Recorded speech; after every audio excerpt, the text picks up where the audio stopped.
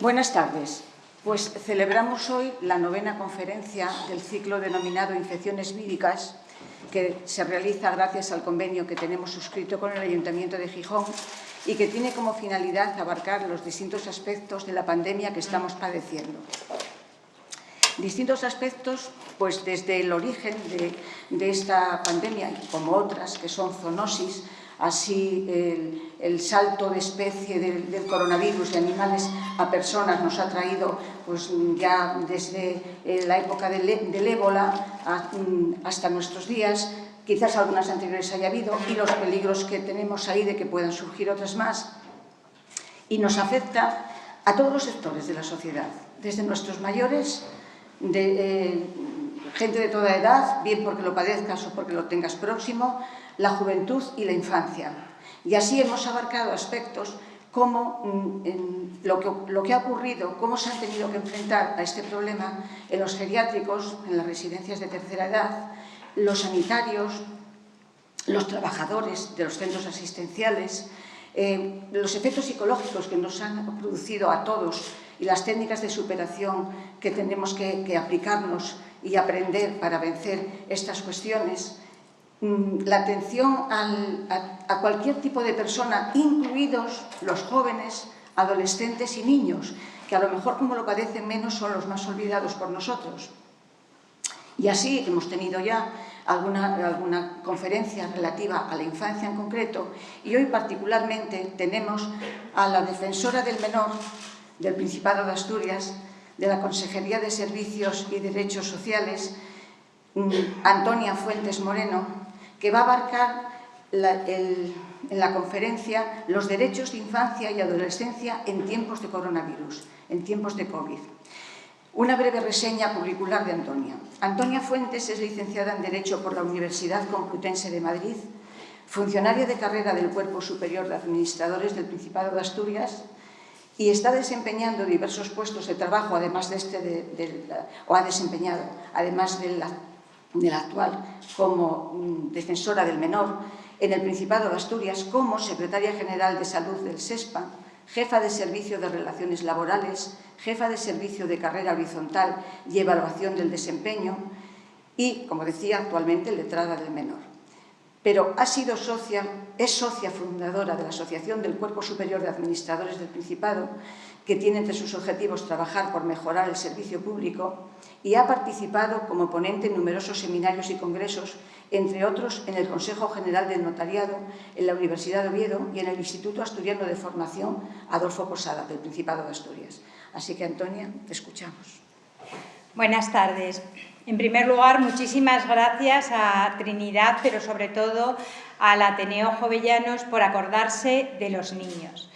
Es verdad que a lo largo de todas las sesiones que han tenido ustedes se han visto todos los colectivos de la sociedad, cómo ha golpeado esta pandemia, pero han decidido acordarse de los niños, de los jóvenes, que también han sufrido muchísimo. Es verdad que ellos, la pandemia, pues no sufrían la enfermedad con la severidad con que la han sufrido los mayores, pero piensen ustedes lo que ha sido coger a un niño y meterle en casa sin tener cerca a sus amigos, sin tener cerca a su profesor, sin poder abrazar a sus abuelos, los niños no solamente tienen que tener cubiertas las necesidades físicas, el niño también se nutre con los besos, con los abrazos, con las cosquillas. Bueno, pues todo eso hemos tenido que dejarlo de lado por esta pandemia, que yo creo que es lo más parecido a una situación de guerra que hayamos podido vivir y espero que vivamos en el futuro. Entonces, muchísimas gracias al Ateneo Jovellanos por acordarse de los niños, las niñas y los jóvenes para estudiar cómo se han limitado sus derechos. Pensar en los niños como titulares de derecho y cómo se han limitado esos derechos durante la situación de COVID. Yo, como dice Trinidad, soy letrada del menor en la Consejería de Derechos Sociales y fundamentalmente mi labor es ejercer las acciones civiles y penales en defensa de los menores, dentro de lo que es el sistema de protección de menores. el sistema está formado por unos niños que en un momento determinado tienen una situación de riesgo en su vida, una situación, en el caso más extremo, de desamparo. Entonces, para eso está el sistema de protección, para que cuando un niño no tiene cubiertas sus necesidades materiales o sus necesidades emocionales, entonces el Instituto de Infancia, que es la entidad pública de protección de menores, acuerda una medida de protección. El sistema de protección es muy gradual. Empezamos con medidas donde hay una situación de riesgo, por ejemplo, unos niños que no van al colegio, que no están escolarizados, ¿qué es lo que está pasando en esa familia? Si vemos que no hay colaboración por parte de los padres, pues ya se declara la situación de riesgo a través de una resolución administrativa. Y en el caso más grave podemos llegar a la situación de desamparo, que es cuando tenemos que sacar a ese niño de su familia porque en esos momentos no está cubriendo esas necesidades que entendemos básicas. Siempre hablamos de hablar en interés superior del menor. Es un principio básico que nos tiene que orientar tanto a los jueces como a las administraciones, como a las asociaciones. En todos los estratos de la sociedad deberíamos primar el interés superior del menor. Entonces, por esto se dictan estas medidas. El caso más grave, que les digo, que es el del desamparo, nosotros lo que intentamos siempre es que se pueda hacer la reintegración familiar. Unos padres, en un momento determinado, pueden tener una mala situación. Por ejemplo, imagínense unos padres que consumen estupefacientes. Pues las drogas y los niños parece que no se llevan bien. Entonces, si estos padres tienen una situación muy límite, que no pueden cuidarse a ellos mismos, pensamos que es muy difícil que puedan cuidar a sus hijos. Entonces, se separa a esos niños, los niños pueden ir a un centro o si tienen abuelos o tíos que puedan ejercer un acogimiento familiar, pues entonces esos niños se van en acogimiento con sus familiares. Porque además la ley del menor siempre nos dice que deben prevalecer las soluciones familiares sobre las soluciones residenciales. Los centros de menores son centros muy buenos, dirigidos por profesionales estupendos, pero el niño necesita el entorno familiar. Entonces, hacemos sobre todo acogimientos familiares. En estos momentos tenemos 400 menores asturianos que están en una situación de acogimiento familiar. ¿Qué pasa cuando no hay una familia que pueda acoger a esos niños? Pues entonces los niños están en un acogimiento residencial. Si vemos que la solución de la reintegración familiar no puede ser inmediata ni a corto ni a largo plazo, pues entonces los niños, en un momento determinado, se pide autorización al juez para que esos niños pasen a una situación de adopción, que supone la ruptura con los vínculos biológicos para ser la familia de los adoptantes con todas las consecuencias. Entonces, me gusta hablar un poco de lo que es el sistema de protección de menores para que vean a qué me dedico y en qué trabajo. Entonces, junto con mi labor, que es sobre todo la labor de los tribunales y donde estamos perfectamente coordinados con la Fiscalía de Menores, toda nuestra actuación pasa siempre por la Fiscalía de Menores. Pues tenemos, ya les digo, yo en los juzgados, la Fiscalía de Menores y luego el Instituto de Infancia.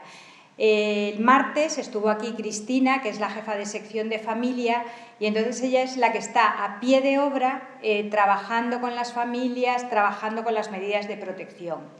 Pero no quiero olvidarme tampoco de los servicios sociales, porque los servicios sociales en los ayuntamientos son la línea directa, son nuestros ojos, nuestras manos, son los que van a un domicilio, los que están interviniendo con las familias para que salgan de esa situación difícil. Entonces, es muy importante trabajar todas estas organizaciones coordinadas para buscar, lo que les digo, el interés superior del menor. Pues una vez que les he contado a qué nos dedicamos, vamos a pasar a lo que es el objeto de la ponencia de hoy, que son los derechos de la infancia y la adolescencia en tiempos de COVID. La pandemia ya parece que ya pasó el 9 de mayo, ya se levantó el estado de alarma y entonces parece que no ha pasado nada, pero hay que analizar los efectos porque yo creo que tanto los mayores como la infancia vamos a padecer unos efectos a largo plazo. Yo he escuchado aquí ponencias de la psicóloga clínica que tuvisteis el otro día y la verdad es que esos efectos a largo plazo, bueno, pues ya veremos cómo nos han tocado, cómo nos han afectado y si nos vamos a recuperar de ellos. Entonces voy a dividir la ponencia en 3 partes. Primero voy a hablar de los derechos que a todas las personas se nos han restringido con la COVID o con la pandemia. Luego, el segundo bloque, me voy a centrar en lo que son los derechos del niño. Siempre hemos pensado que el niño es un niño vulnerable, digno de protección, pero yo voy a defender al niño como persona titular de derechos. Entonces, esa parte es la que le voy a dedicar la segunda parte. Y luego ya la última serían los efectos colaterales que la pandemia ha dejado en nosotros. Como bueno, pues el derecho a la educación, cómo se ha visto tocado, cómo hemos perdido a los amigos, ese roce de lo personal, cómo hemos tenido que posponer el futuro. Bueno, pues íbamos a hacer un viaje, nos íbamos a casar, me iba a ir de campamento. Bueno, pues todo eso ha habido que posponerlo. El futuro ha quedado ahí pospuesto. Entonces, son efectos colaterales que yo creo que merece la pena comentar. Bien, pues vamos a empezar por el primero, la limitación de los derechos fundamentales a todas las personas, mayores y yo no me gusta decir menores, porque siempre dices menores, ¿menor que qué? Prefiero decir niños, infancia, adolescentes, aunque siempre se me viene a la memoria a seguir llamándolos menores. Pues mirad, yo la primera reflexión que tengo es que el estado de alarma ha restringido nuestros derechos, pero no los ha suspendido, no nos los ha quitado. ¿Por qué digo esto? Bueno, pues por ejemplo, el derecho de libre circulación. No es que estemos en la cárcel como estuvimos, aunque casi era un arresto domiciliario lo que teníamos. No estábamos en la cárcel, pero era un arresto domiciliario. Hemos pasado durante la pandemia miedo, mucho miedo a contagiarnos y entonces yo creo que el choque entre 2 derechos, que es el choque a la libre circulación de las personas y el derecho a la salud, han entrado en colisión y desde luego la primacía ha ido por el derecho a la salud. Hemos sacrificado todos nuestros derechos para tener salud. Además, fijaos, hemos utilizado como un clima de guerra, que lo decía antes, que esto es lo más parecido que hemos tenido en una guerra, cuando hablamos de toque de queda. Bueno, pues el toque de queda suponía que teníamos que estar en casa a 1 hora. Acordaros al principio cuando hablábamos de los protocolos de triaje. El triaje que viene de trillar, separar el grano de la paja. Había un momento en que en los hospitales decían: tenemos que aplicar un protocolo para ver los que están más graves y atenderlos primero.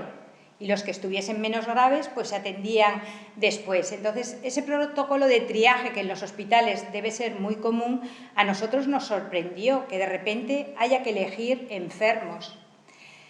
Bueno, pues todo esto, el derecho a la libre circulación, primero nos confinaron en nuestro domicilio, después nos confinaron en nuestra ciudad, luego ya en nuestra comunidad autónoma. Yo, por ejemplo, soy madrileña.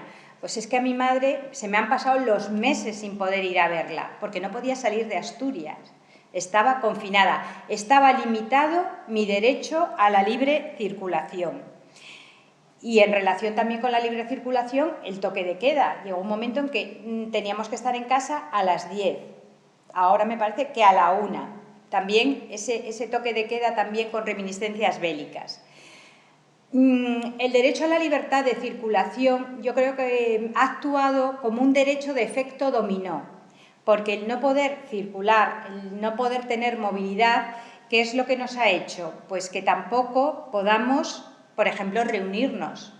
El derecho de reunión, que es un derecho fundamental, con unas garantías reguladas en la Constitución como un derecho fundamental, también se vio restringido, porque solamente podíamos reunirnos con nuestros convivientes.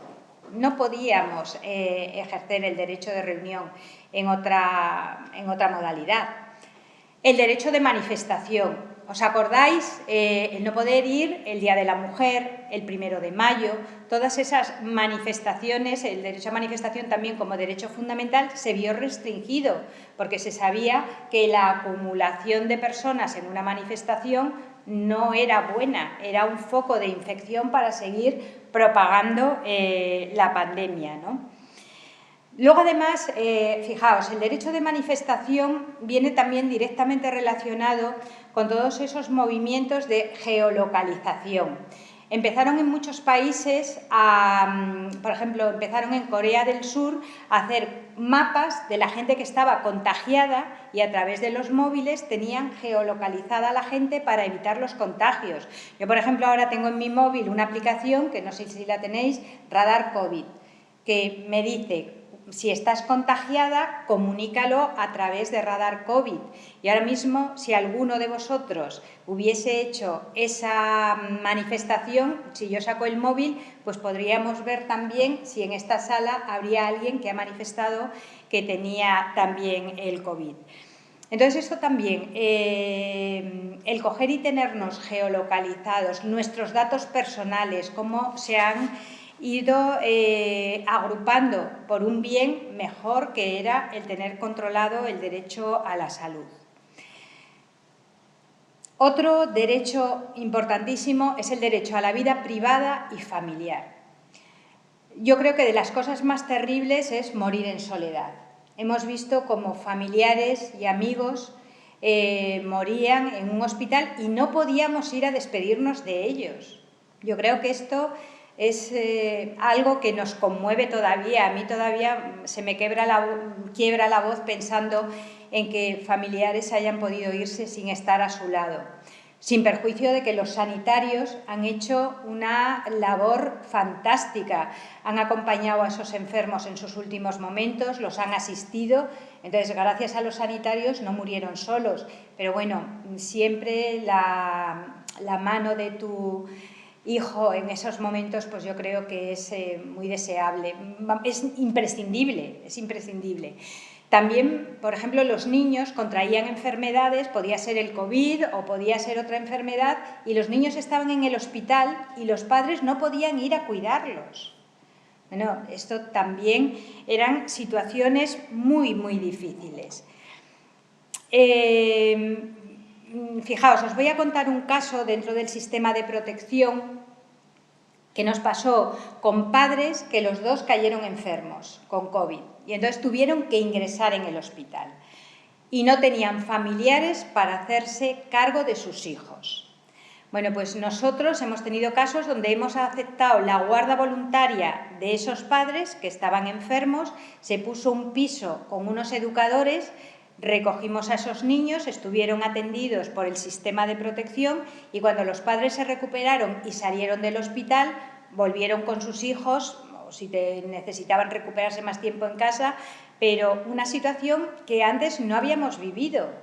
O sea, unos padres que tengan que dejarnos a sus hijos porque están enfermos y no pueden cuidarlos. Luego, otro derecho también importante es el derecho al culto. No podíamos ir a las iglesias o a las mezquitas, no podíamos celebrar funerales, tampoco podíamos ir. Yo no sé si habéis pasado ahora delante de las iglesias y habéis visto un cartel que pone aforo limitado. 60 personas en la primera planta, 40 personas en el coro. O sea, todavía esa libertad de culto está restringida. Las procesiones, las manifestaciones religiosas, pues imaginaos lo que es la Semana Santa en Sevilla. Bueno, aquí también celebramos la Semana Santa y no hemos podido hacer manifestación de nuestro culto, de nuestra religión. En la televisión incluso hemos visto momentos en los que la Guardia Civil ha entrado en alguna iglesia en los primeros momentos y ha tenido que disolver el culto porque era una fuente de contagio el estar la gente reunida ahí. Pues el derecho al culto, a la libertad religiosa, eso es un derecho que también se nos ha limitado con esta pandemia. La libertad de expresión. Bueno, pues os acordáis todo el tema de noticias falsas que empezaron a circular, nos llegaban a los móviles muchas noticias, se propagaban como por el aire. Entonces, directamente relacionado con el derecho a la libertad de expresión y a contar de forma escrita o de forma oral lo que queramos, está conectado también el derecho a una información veraz. Y son dos derechos fundamentales y los dos están regulados en la Constitución en la misma sección de derechos fundamentales. ¿Eso qué nos quiere decir? Que los derechos fundamentales tampoco son ilimitados y entonces acaban cuando viene el ejercicio de otro derecho fundamental. Entonces, las redes en un momento determinado se vieron limitadas. Yo no sé si os acordáis, el ministro del Interior, Grande Marlaska, cuando en una comparecencia sobre el mes de abril o mayo del año pasado, nos decía que el Gobierno estaba monitorizando las redes para ver dónde había noticias falsas y poder controlarlas, porque también una situación de pánico a la población, donde ya os digo que estábamos asustados, yo por lo menos he pasado miedo, pues el coger y propagar noticias falsas conculca, vulnera tu derecho a una información veraz. Entonces, este derecho para mí es muy importante y bueno, los periodistas, si hay aquí algún periodista, se darán cuenta de la importancia de este derecho. Bueno, el derecho a la educación. A ver, el derecho a la educación lo voy a desarrollar luego en la segunda parte de mi ponencia porque afecta casi más a los niños. Pero tened en cuenta que cuando se produce el estado de alarma se cierran las guarderías infantiles, se cierran los colegios de primaria, los institutos, las universidades, toda la población escolar dentro de casa. Entonces, luego vamos a analizar con más detalle lo que nos ha pasado con el derecho a la educación y que, bueno, todavía podemos tener coleando situaciones en las que un niño puede tener el COVID y hay que meterlo en casa, no puede ir al colegio. ¿Y qué hacemos con esos padres que tienen que estar trabajando y de repente no tienen con quién dejar al niño? Conectado con eso también hablaremos del teletrabajo, cómo nos ha ido afectando. Tengo que seguir pasando por aquí, a ver, que no me da. Ay, ahora ya corrí un montón. Ya se pasó desde aquí. Vale, el derecho a la educación, que era donde lo habíamos dejado. Vamos a pasar entonces ya a... Yo creo que el derecho a la educación me falta otro que es el derecho al trabajo, que era lo que hablábamos del teletrabajo. Cómo nos ha afectado también empezar a trabajar en casa. Yo, por ejemplo, que ya os ha dicho Trinidad que soy funcionaria, de repente se cerró toda la administración del Principado y tuvimos que irnos a casa con nuestro ordenador, se potenciaron las redes informáticas para poder trabajar desde casa, porque además hemos trabajado mucho. Cristina lo decía el otro día, de repente nos encontramos con todos los niños que iban al cole en los centros. Entonces hay que organizar la educación, hay que organizar actividades para que los niños puedan estar tranquilos. Luego las visitas con las familias, también se nos cortaron las visitas de los padres que iban a los centros. Llegó un momento en que hubo que suspender también esas visitas. Entonces tuvimos que establecer instrucciones, protocolos y hubo que teletrabajar mucho en casa. Los servicios esenciales, como la gente, los empleados que estaban en los centros o los servicios sociales, esos tuvieron que seguir trabajando con las medidas que garantizasen su salud. Luego también los ERTEs. ¿Cuánta gente ha tenido que quedarse en un ERTE con la incertidumbre que eso provoca de saber si voy a volver a trabajar? Bueno, pues esta limitación del derecho al trabajo y el teletrabajar nos ha producido mucha ansiedad también. Mira, el otro día me contaba una pediatra que llegaba un niño a la consulta de pediatría y decía, me duele el pecho. Entonces la pediatra empezó a auscultarle, no le veía nada al niño, pero empezó a observar que la madre hacía lo mismo que el niño, se agarraba. ¿Qué es lo que estaba pasando? Que la madre había tenido una ansiedad, se había quedado sin trabajo, tenía que estar ahí en casa y el niño había somatizado la ansiedad de la madre y llega el pediatra diciendo que le duele el pecho. Y es que el niño le dolía el pecho porque era lo que estaba viendo que le estaba pasando a su madre. Pues el teletrabajo ha venido para quedarse. Yo creo que todavía vamos a tener mucho teletrabajo. Yo agradezco muchísimo que hoy estéis aquí porque he asistido a ponencias y a videoconferencias donde el ponente dice, es que parece que estoy en el desierto porque no tenía a nadie enfrente. ¿Y sabéis lo duro que es estar hablando así al ordenador? Porque yo ahora, por ejemplo, puedo interactuar con vosotros. Yo os miro, vosotros me miráis, hay una reciprocidad.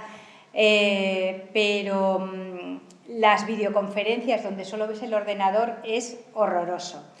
Y el teletrabajo pues supone también eso, separarte de tus compañeros, es más difícil trabajar en equipo, tiene otras ventajas, bueno, pues trabajas desde casa y puedes regular tu horario, pero la labor esa de poder estar con tus compañeros, trabajar las dificultades, hablarlas, el poder estar socializando, yo para mí es importantísimo. Entonces teletrabajé cuando hubo que teletrabajar, pero yo ahora estoy encantada de estar en mi oficina con mi mascarilla puesta, con la ventana abierta de par en par, pero pudiendo trabajar presencialmente. Bueno, pues ahora vamos a pasar, yo creo que ya al segundo bloque, que es ya los derechos propios de la infancia. Mirad, en esta pantalla os pongo, los niños están confinados, sus derechos no. Yo me gustaría analizar los derechos del niño a la luz de la Convención de los Derechos del Niño. La Convención de los Derechos del Niño yo creo que es el tratado internacional más importante que se ha firmado, porque en Naciones Unidas lo firmaron 197 países, España incluida, menos Estados Unidos. Es uno de los países que no ha firmado la Convención de los Derechos del Niño. Para mí es fundamental verlo desde aquí. Esto voy a saltar ya porque si no veo que no nos va a dar tiempo.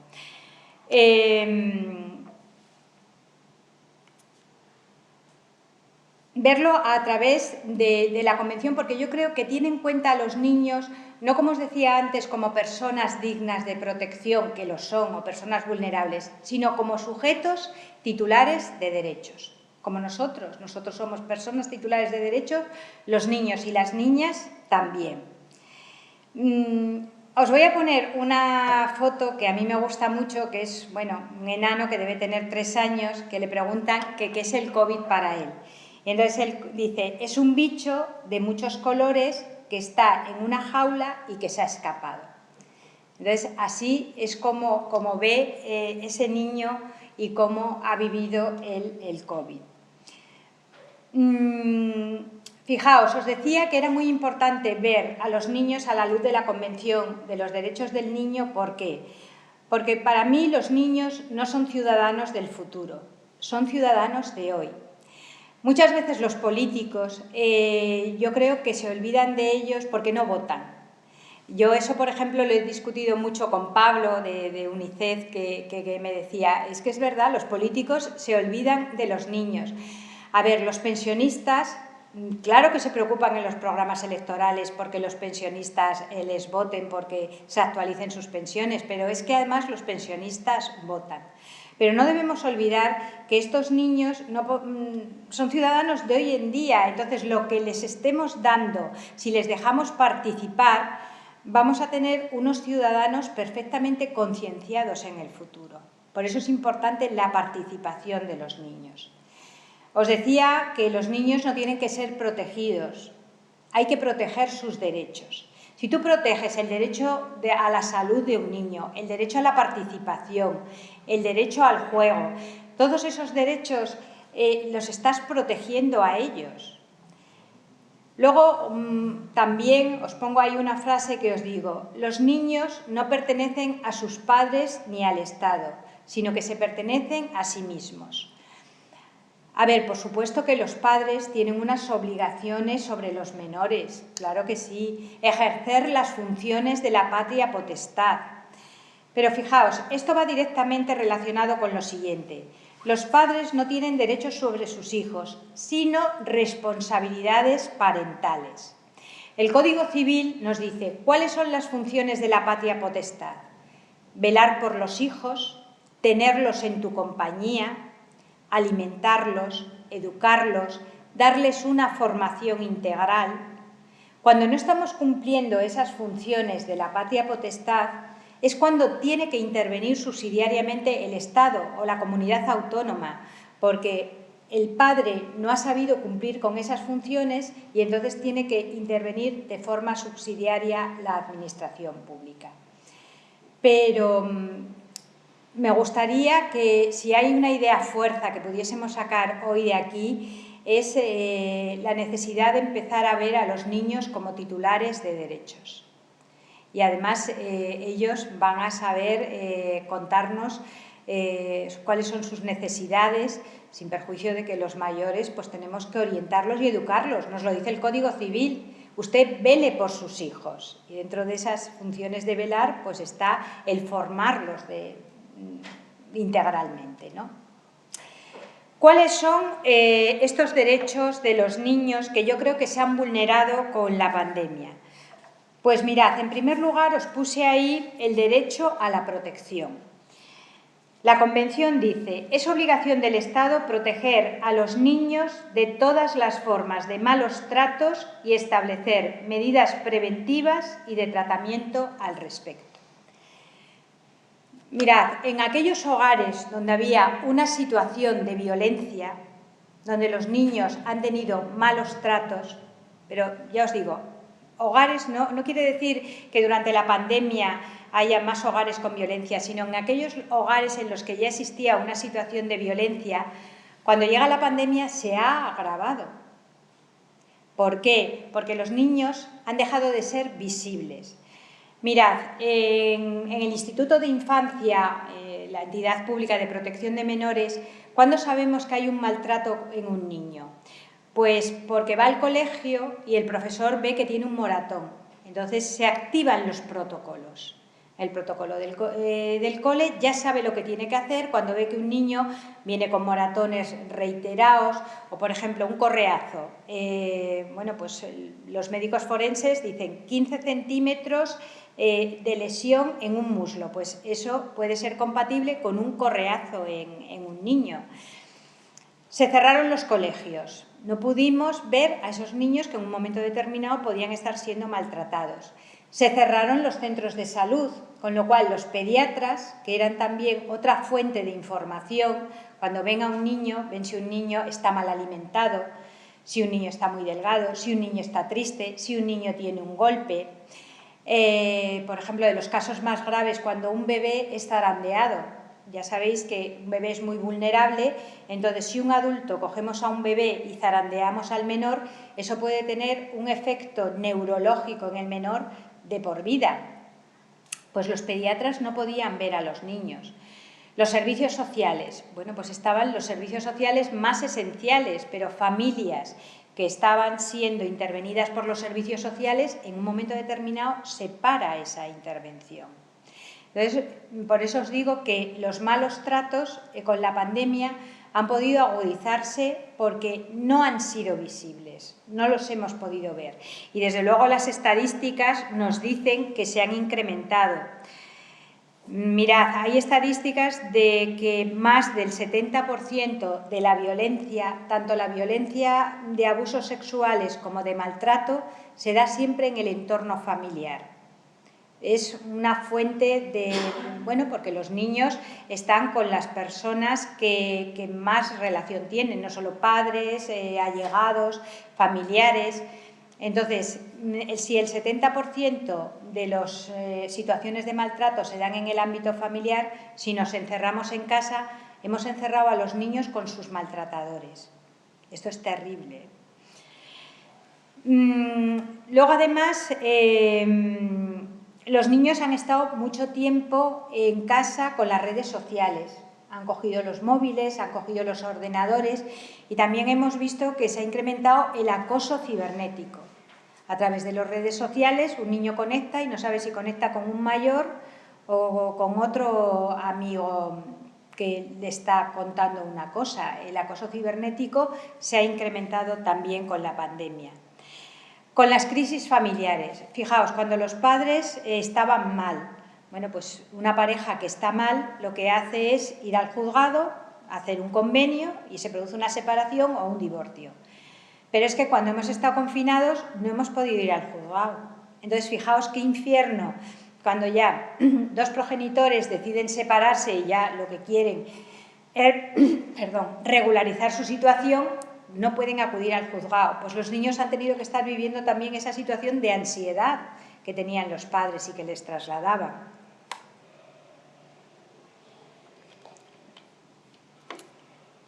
Luego, también los puntos de encuentro familiar. Tuvimos que cerrar los puntos de encuentro familiar. Cuando hay parejas separadas que no se llevan muy mal, pues ya sabéis que el punto de encuentro es aquella zona donde van los niños, lo recoge un progenitor y lo deja el otro.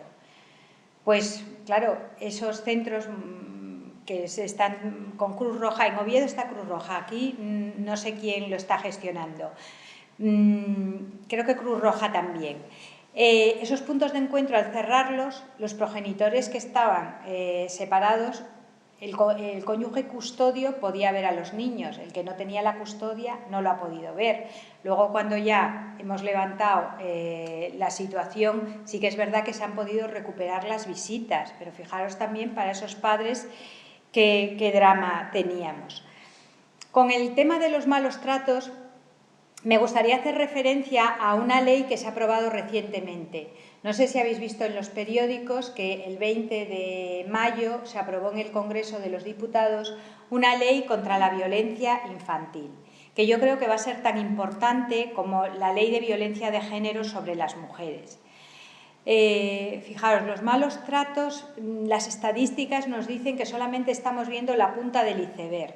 Ya sabéis que el iceberg tiene un montón de hielo por debajo que no se ve. Pues los malos tratos de los niños no están todas las estadísticas que tenían que estar ahí. Entonces ha habido un consenso de todas las fuerzas políticas para aprobar esta ley, que bueno, ha sido una ley muy trabajada, llevaban ya muchos años trabajando en ella. Y yo creo que va a ser muy importante para erradicar la violencia de los niños. Yo, me permitís dos cosas que me parecen muy importantes de esta ley. En primer lugar, se aprueba la prueba preconstituida. Fijaos, cuando un niño sufre un maltrato o una agresión sexual, tiene que contar eso 4 y 5 veces. Cuando lo denuncia en la comisaría, cuando va al juez que está instruyendo el procedimiento, cuando ya se produce la vista oral, va al psicólogo forense, va al médico forense si hay lesiones. O sea, ese niño tiene que contar 5 veces una cosa que él la ha vivido como un trauma. Y además el niño muchas veces cuenta las cosas no cuando quiere, sino cuando puede.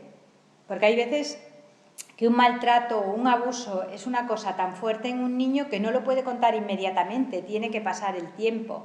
Bueno, pues aquí, fijaos, a un menor le llevamos contando esto por distintos sitios. Esta ley aprueba la prueba preconstituida de tal forma que el menor solamente tenga que contarlo una vez. Se le graba y luego esa versión que nos da el niño vamos a poder trasladarla a lo largo de todo el procedimiento.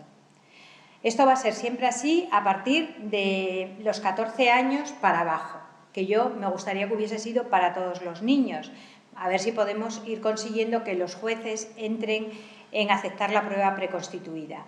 Recientemente aquí en Gijón, en los juzgados, se puso una sala Gesell, que es una sala con espejos, para que los niños puedan estar con una persona, generalmente un psicólogo, donde le está contando lo que le ha pasado y el juez, el fiscal, el abogado defensor de la persona que está siendo investigada puede estar interactuando con el psicólogo a través de un micrófono y pidiéndole que le pida al niño que cuente su versión, pero sin la agresión que supone colocar a un menor en un juzgado, que yo no sé si habéis ido a un juzgado, yo creo que a todos nos intimida ponernos delante de un juez, pues imaginaos a un niño de 5 años. Bueno, pues esta ley aprueba esa prueba preconstituida. También los plazos de prescripción se amplían, porque os decía antes que un niño no cuenta las cosas cuando quiere, sino cuando puede. Yo espero que haya recursos materiales suficientes para poner en marcha esta ley, porque muchas veces los legisladores ponen una ley en el papel y el papel lo soporta todo, pero si no pones recursos materiales y recursos personales, pues va a ser difícil. Entonces, todos los que estamos dentro del proceso judicial necesitamos formación y necesitamos medios para aplicar bien esta ley. También la prevención. Vamos a ver, desde el momento que estamos atendiendo a una víctima, algo ha fallado. La labor preventiva para mí es fundamental. Bueno, pues quería comentaros la importancia de esa ley, ya que estamos hablando de cómo se ha vulnerado o cómo se ha limitado el derecho a la protección de los menores durante el COVID. Otro derecho que tienen los niños, teniendo en cuenta la Convención de Derechos del Niño, es el derecho a un nivel de vida. Mirad, la Convención dice que todo niño tiene derecho a beneficiarse de un nivel de vida adecuado para su desarrollo físico, mental, espiritual, moral y social. A ver, la pandemia ha supuesto también que las familias vulnerables hayan pasado a una situación de mayor pobreza. Fijaos, con la pandemia se habla de la pobreza infantil y se dice que en España 1 de cada 3 niños está en una situación de pobreza. Comparado con los mayores, las estadísticas cambian, porque nos dicen que las personas mayores de 65 años en riesgo de pobreza o exclusión son menos de un 13%. Entonces, la pandemia ha empeorado la situación de familias vulnerables con niños. Y esto es algo que tenemos que superar. Hay que luchar contra la pobreza infantil. El niño tiene un derecho a un nivel de vida para cubrir todas sus necesidades, tanto las necesidades materiales, las necesidades educativas y sus necesidades emocionales. Además, hablábamos antes de cómo esto se ha agudizado la brecha digital. En esos hogares más vulnerables, donde no había un ordenador, donde los padres no tenían una formación para apoyar a los niños, pues ¿qué es lo que ha pasado? Que estos niños han quedado más descolgados.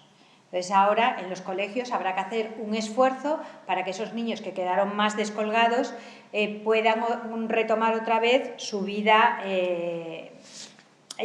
su formación y su vida educativa. En las zonas rurales también he visto que había un wifi, bueno, pues muy bajo, había dificultades para acceder a internet y entonces los niños que estaban en zonas rurales también se han visto más descolgados de lo que era la formación online. Otro derecho muy importante, el derecho a la salud. También este derecho está recogido en la Convención y nos dice que los niños tienen derecho a disfrutar del más alto nivel de salud posible y también de servicios médicos y de rehabilitación. Luego vamos a hablar de cómo ha afectado también la pandemia a los niños con discapacidad, que yo creo que si ya tenían pocos recursos en tiempos normales, pues en tiempos de pandemia van a tener menos recursos todavía. Los niños, igual que los adultos, no tenían acceso a los servicios sanitarios porque nuestros centros de salud se cerraron y entonces las consultas a los médicos pues se hacían a través de teléfono. Íbamos al hospital pues solamente con cuestiones muy graves. Esto ha tenido consecuencias directas en los niños. Tenemos que hablar de la salud emocional de los niños, de cómo la ansiedad que había en los padres se ha podido trasladar a ellos, de cómo esa situación de encierro ha afectado a su salud emocional y habrá que ver a largo plazo si esto tiene efectos más graves. Pues nos lo dirán los psicólogos, los psiquiatras, a ver cómo ha afectado a la salud mental de nuestros niños. Mirad, el informe de UNICEF que hay un informe que os animo a que entréis en la página web de UNICEF, donde están haciendo continuamente estudios sobre los efectos de la pandemia. Y, desde luego, a mí me sirve muchísimo para comparar estadísticas. Pues mirad, el informe de UNICEF indica que el 88% de los padres constató cambios de estado emocional y de comportamiento en sus hijos. ¿Cuáles fueron los más habituales? Pues los niños tenían dificultades para concentrarse, tenían desinterés, estaban irritables, agitados, con nerviosismo. Les contaban que tenían sentimientos de soledad porque no estaban sus amigos, inquietud y preocupación. Todos esos son síntomas que han detectado los padres. Yo creo que destacan 4 problemas fundamentales por su aumento generalizado. En primer lugar, el uso excesivo de las pantallas. Las pantallas nos vienen muy bien porque nos conectan con el mundo, pero también tienen efectos nocivos. Luego los niños tenían una sensación de aburrimiento, porque claro, es que las 24 horas metidos en casa tuvieron alteraciones del sueño, igual que nosotros teníamos alteraciones. Esa sensación de neblina que teníamos, de irritabilidad, pues también la tenían nuestros hijos. También la falta de relación con los amigos, ¿no? Esto era otro de las causas que ha supuesto un aumento y una dificultad para que los niños tengan una salud emocional satisfactoria. Bueno, os lo he puesto ahí en la pantalla, lo habéis podido ir siguiendo. ¿Qué otras circunstancias se dieron y que afectaron a la salud de los niños? Pues fijaos, ahí en el primer lugar os pongo: el 33% de los menores entre 3 y 13 años sufre obesidad como consecuencia de hacer menos ejercicio y del uso de las pantallas. Bueno, la cifra es impresionante.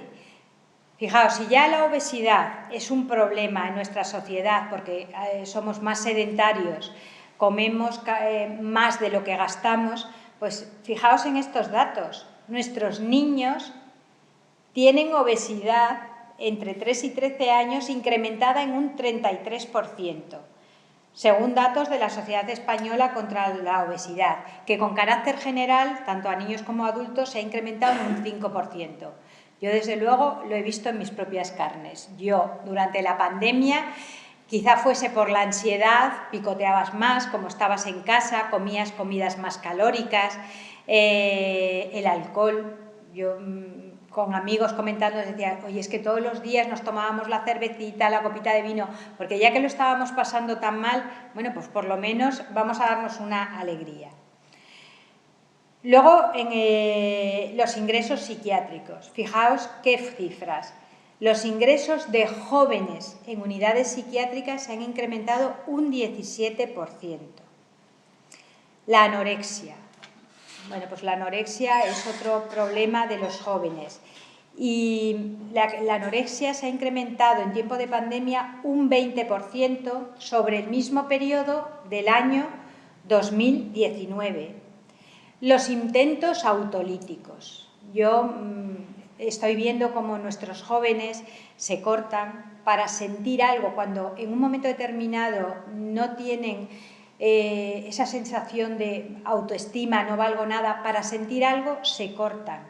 Yo tenía una niña en un centro que, para que no se le viesen los cortes, se cortaba en las axilas, que es tremendo. Bueno, pues esos cortes pueden llegar luego a un intento autolítico. Fijaos, el incremento de la miopía infantil, más de lo mismo, si estamos todo el día con la pantalla. En primer lugar, porque entretenimiento, pero luego además, como teníamos la educación online, los profes nos mandaban deberes y teníamos que abrir la pantalla. Bueno, pues el uso de la pantalla y el no salir al aire libre, el no hacer ejercicio, ha supuesto un incremento de la miopía infantil. Yo, cuando veía estos datos, me quedaba atónita. Relacionado con el derecho a la salud, me gustaría también hacer un inciso con el tema de las vacunas. Bueno, yo afortunadamente ya estoy vacunada. Amigos me decían, oye, ¿no te da miedo vacunarte? Yo, mira, yo es que tengo más miedo al bicho que a la vacuna. Entonces, el día que me pusieron la primera vacuna, estaba encantada. ¿Qué es lo que pasa? Que nos van vacunando por edades. Yo en Oviedo ya me están diciendo que a los 52 años que ya les están llamando para ponerse la vacuna. Pues a los niños hay que vacunarlos también. Entonces, a los jóvenes creo que ya hay una previsión de que en octubre de este año se pueda empezar a vacunar, y a los niños empezar a vacunarlos, los más pequeños, a partir de enero de 2022. Yo, en primer lugar, pienso que es un derecho del niño, un derecho a la salud, porque si el niño está vacunado se va a poder quitar la mascarilla, va a poder abrazar a sus abuelos, va a poder celebrar los cumpleaños con sus amigos, que llevan un año sin poder celebrar los cumpleaños. Pero luego, además, por un motivo egoísta, porque si no vacunamos a los niños, se va a montar ahí un reservorio de niños sin vacunar y el COVID, el gen, va a ir mutando, se va a ir transformando en los niños y vamos a tener más problemas. Si ya estamos espantados con los que nos vienen de otros países, pues imaginad si no vacunamos también a nuestros niños. Por eso yo abogo porque se vacuna a los niños y además porque lo dicen también los pediatras, los dice que si queremos tener la inmunidad de rebaño, que hay que vacunarlos, porque la inmunidad de rebaño supone tener a la población vacunada entre el 70 y el 85%. Entonces, necesariamente tenemos que vacunar a los niños para poder tener a toda la población inmunizada. Aquí también surge el problema de qué va a pasar con aquellos padres que no quieran vacunar a sus hijos. Yo os he traído a colación una sentencia que ha salido, recientísimamente, el 8 de abril, que es una sentencia del Tribunal Europeo de Derechos Humanos. Es una sentencia que dice que la vacunación es necesaria. La sentencia se llama Demanda Babrica y otros. Estos eran unos padres de la República Checa donde se negaban a vacunar sus hijos, donde había 9 vacunas obligatorias. Entonces plantean una demanda ante el Tribunal de Derechos Humanos y les da la razón a las autoridades de la República Checa y dice que es necesaria esa vacunación. Además, los niños que no eran vacunados no podían acceder a las guarderías infantiles, porque hablábamos antes de que tu derecho no es un derecho absoluto, tu derecho está limitado también por no contagiar al resto de los niños. Y entonces había colegios que decían, yo no acepto a un menor que no me venga vacunado. La sentencia del Tribunal de Derechos Humanos nos dice además que esto es una actividad preventiva. Entonces, es una medida necesaria y equilibrada. Yo ahí lo dejo. Si ya el Tribunal de Derechos Humanos se ha planteado y ha ido por aquí, yo creo que la vacunación de los niños va a tener que ser obligatoria si queremos esa inmunidad de rebaño. Los niños discapacitados. ¿Qué ha pasado con los niños discapacitados? Yo es que son ya las 8 y he contado la mitad. He contado la mitad. Pues con los niños con discapacidad lo han tenido incluso más difícil, porque imaginaos la educación, si era online, pues imaginaos un niño que fuese invidente o un niño que fuese sordo, no tenían vídeos de lenguaje de signos. Esos también han quedado muy descolgados. Luego, además, imaginaos también la situación de niños con discapacidad que iban a sus terapias. Niños que tenían que ir a rehabilitación, a una intervención terapéutica, niños pequeños que teníamos también en atención temprana. Bueno, pues todos esos recursos han quedado limitados. Voy a correr un poco más y voy a hablar del derecho al juego, que a mí me parece muy importante. Bueno, aquí, como yo decía que era muy importante que escuchásemos a los niños, aquí en esta pantalla os he puesto qué opinan los jóvenes de la enseñanza online.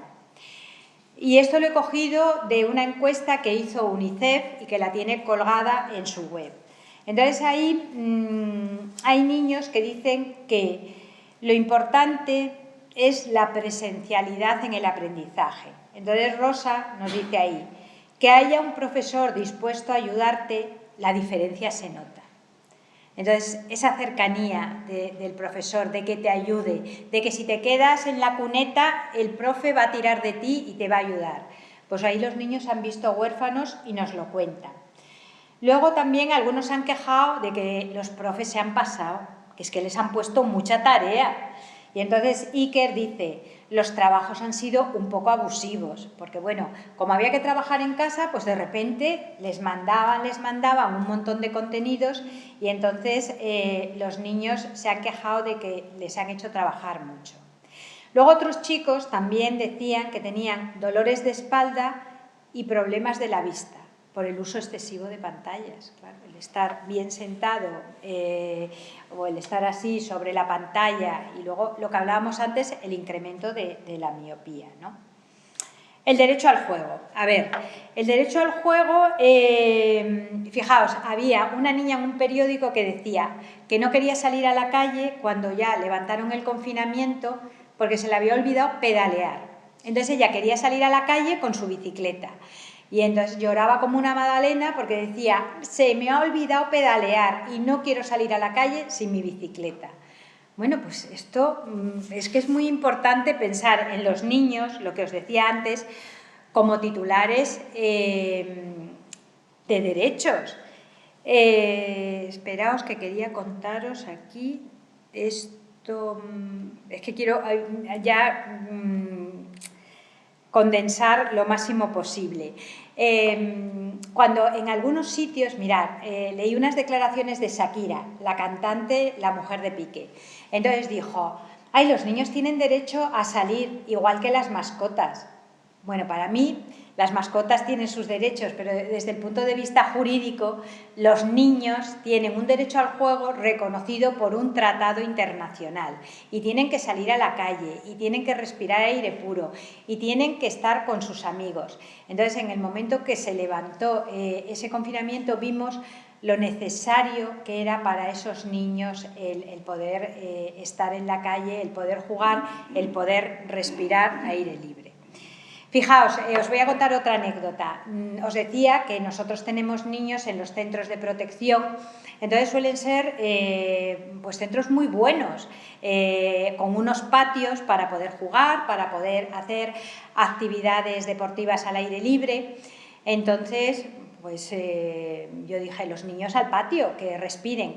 Bueno, pues los vecinos que tenían los pisos al lado, tuvimos denuncias para que los niños no saliesen al patio. ¿Os acordáis cuando hablábamos de la policía de balcón, que te llamaban, te increpaban? Bueno, pues nosotros hemos tenido la policía de balcón.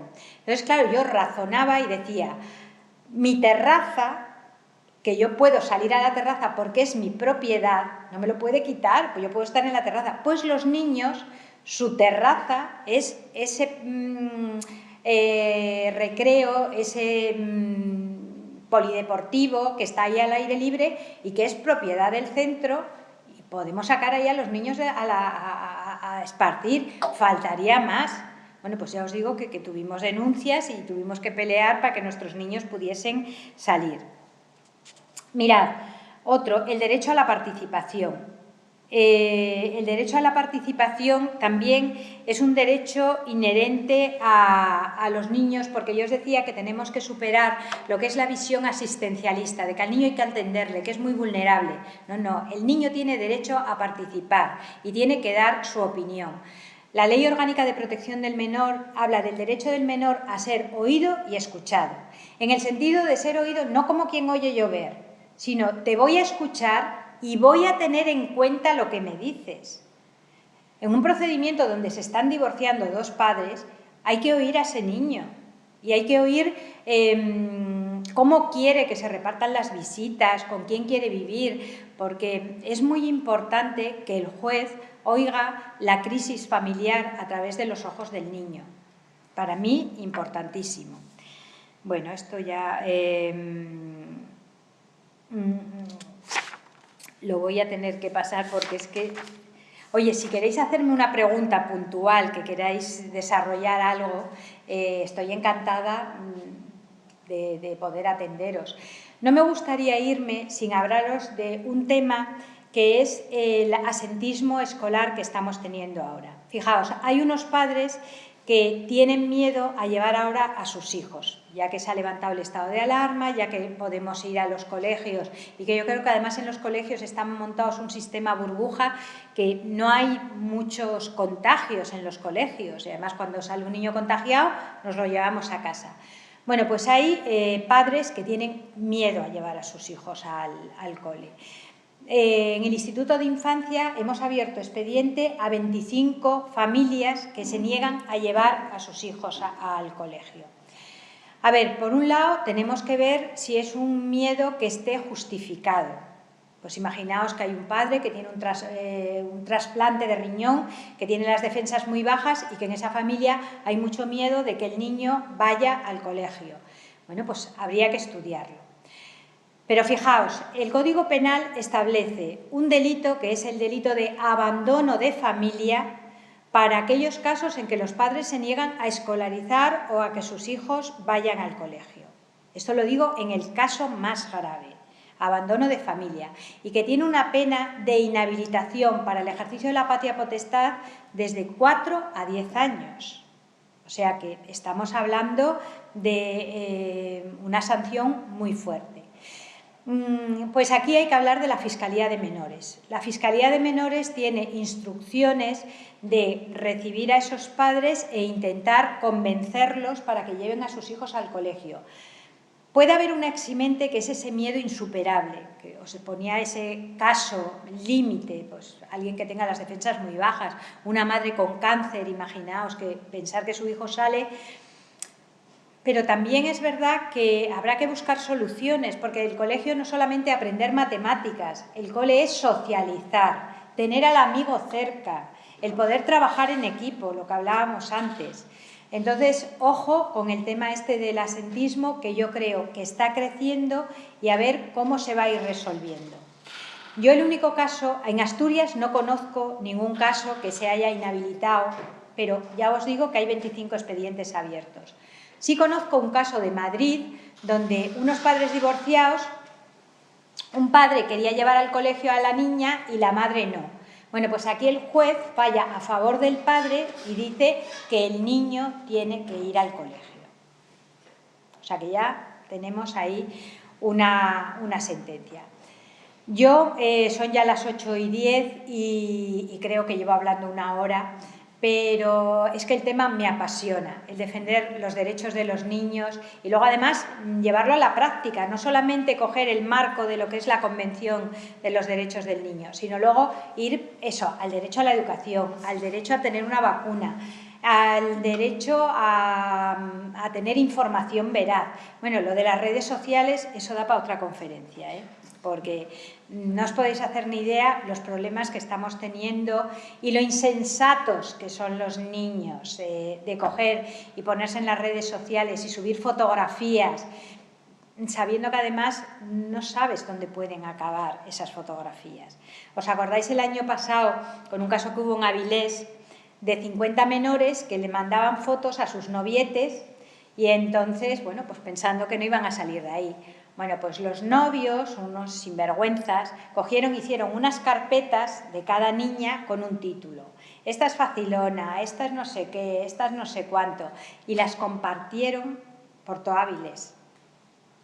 Esas niñas no se daban cuenta de que el coger y pasarle la foto al noviete suponía poner en circulación toda tu privacidad, tu intimidad, para que la conociese ahí todo el mundo.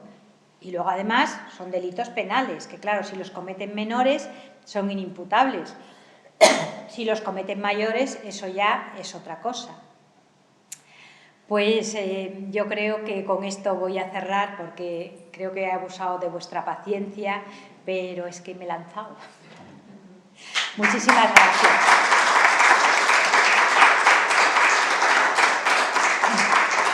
Bueno, yo os pongo aquí mi correo electrónico, puedo dejar la ponencia para que...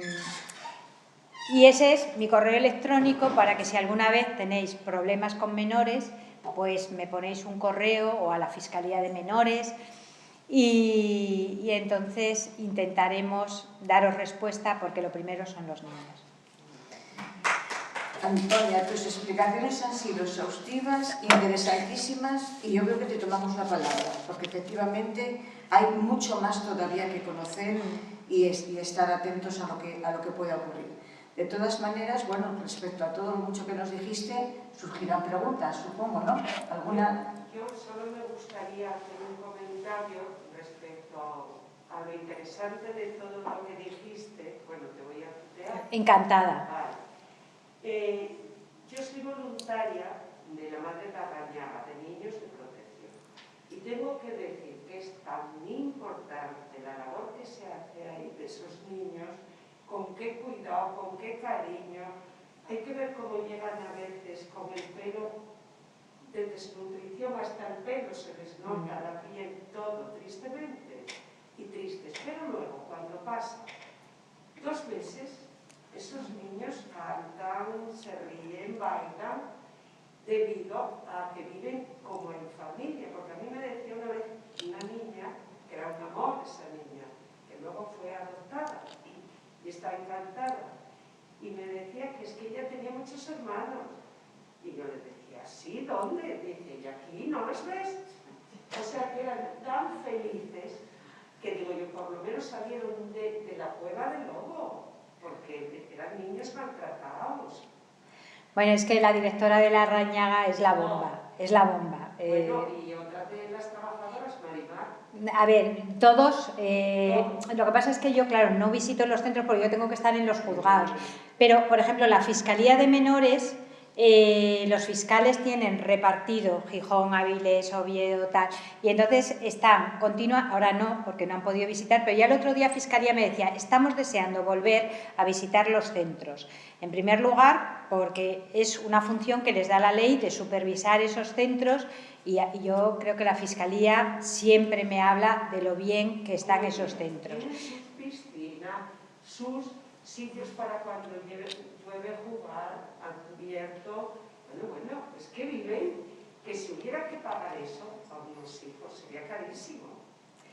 Bueno, los niños en los centros suponen un coste encantado, porque el Instituto de Infancia tiene un buen presupuesto y ojalá tuviese el doble.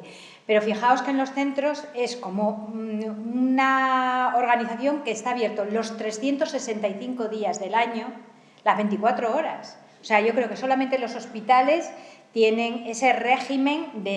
Entonces hay que tener educadores, personal de cocina y todo eso para cubrir todos los días del año. Entonces dices, bueno, tengo una plantilla de 30, pero luego tengo que doblar con los de fin de semana. Entonces tienen un coste muy elevado los niños. La mejor inversión, ¿eh?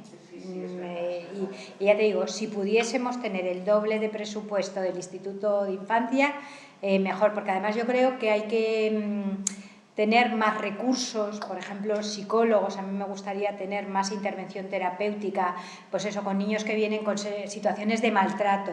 Hay que trabajar muchísimo con ellos.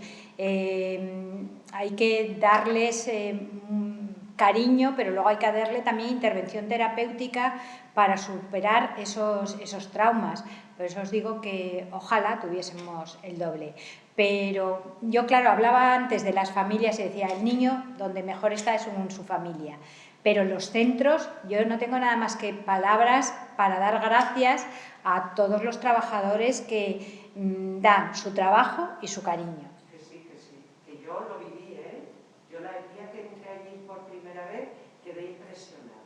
Con qué cariño, con qué amor, todo, del primero al último.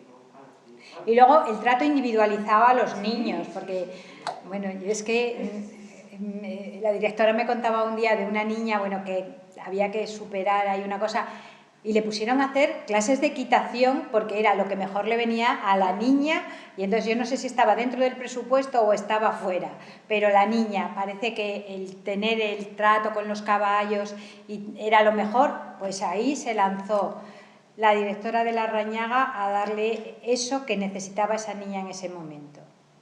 Pues sí, pues yo la verdad que felicidades por la parte que tienen ahí, porque es muy importante. Además, tened en cuenta que tenemos desde niños recién nacidos hasta niños de 18 años, pero es que luego, cuando cumplen los 18 años, la ley también nos obliga a prepararlos para la vida independiente.